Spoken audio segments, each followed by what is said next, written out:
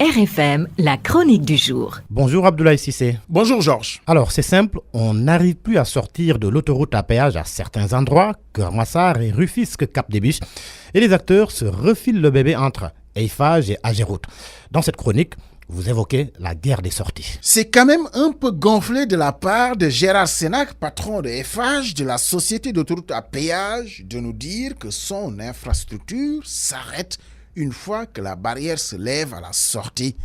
Mais peut-on véritablement parler de sortie quand des milliers d'automobilistes sont pris au piège et en otage tous les jours? Surtout au niveau des sorties Keur Massar et Rufisque Cap des Biches. Même après avoir payé le passage au prix fort, l'autoroute refuse de libérer les usagers. On met plus de temps pour sortir que le trajet en lui-même.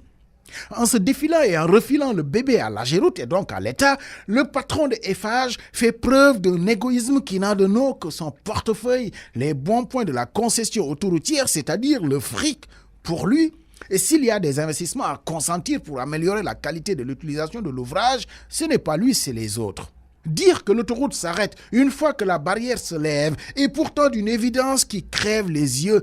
Mais qu'est-ce qu'une autoroute sans les aménagements connexes pour délester le trop-plein de voitures sur chaque tronçon? On est là dans un jugement moral simplement, mais dans la réalité, le patron de Eiffage n'a pas tort quand il dit que l'aménagement des routes en ville, des ronds-points qui constituent le véritable goulot d'étranglement pour les milliers d'usagers, n'est pas de son ressort, mais plutôt de l'Ageroute qui l'invite à la discussion pour trouver une solution.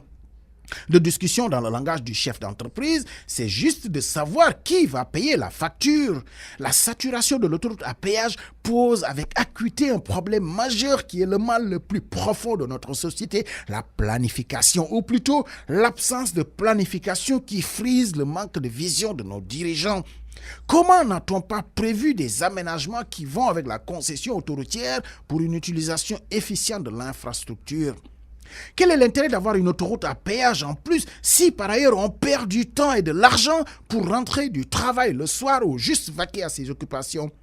Dans un pays où les chiffres, les statistiques sont corrompus, les études sont très souvent bidons, on a vite dépassé les projections de fréquentation de l'autoroute, mais on ne l'a jamais dit pour que le citoyen ne sache pas combien on le pompe du fric et surtout le rapporter à combien M. Eiffage va encaisser dans une concession dont le montage a des relents d'un gouffre financier pour ne pas dire plus. En matière d'aménagement et de réalisation d'infrastructures modernes, on n'est vraiment pas encore au point. Ce ne sont certainement pas les ingénieurs ou les génies qui manquent. On en a à suffisance et des meilleurs d'ailleurs. C'est surtout la vision politique qui nous plombe tout. Le donneur d'ordre a une vision de courte durée, souvent électoraliste, pour des ouvrages taf-taf pour gonfler le bilan pour les échéances électorales.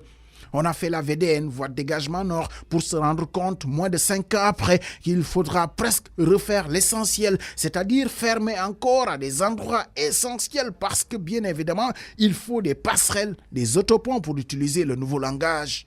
La libération des emprises des projets comme le TER ou même l'autoroute à péage engloutissent des milliards parce que très souvent, ce ne sont pas que des privés qu'il faut faire partir. Parfois, c'est carrément des édifices publics construits avec les deniers publics. On va faire le BRT, c'est bien, mais quand le voile va se lever sur les routes nouvellement inaugurées et dont la construction a pris des années et qu'il va falloir déconstruire pour laisser passer le bus rapide dans sa voie réservée, les populations vont se dire « Mais diable, que ne savait-on pas en faisant ces projets ?» Eiffage, Ageroute, État du Sénégal, tous coupables, une seule victime, les contribuables sénégalais dont pourtant les impôts financent les infrastructures de développement. RFM, la radio de toute l'actualité.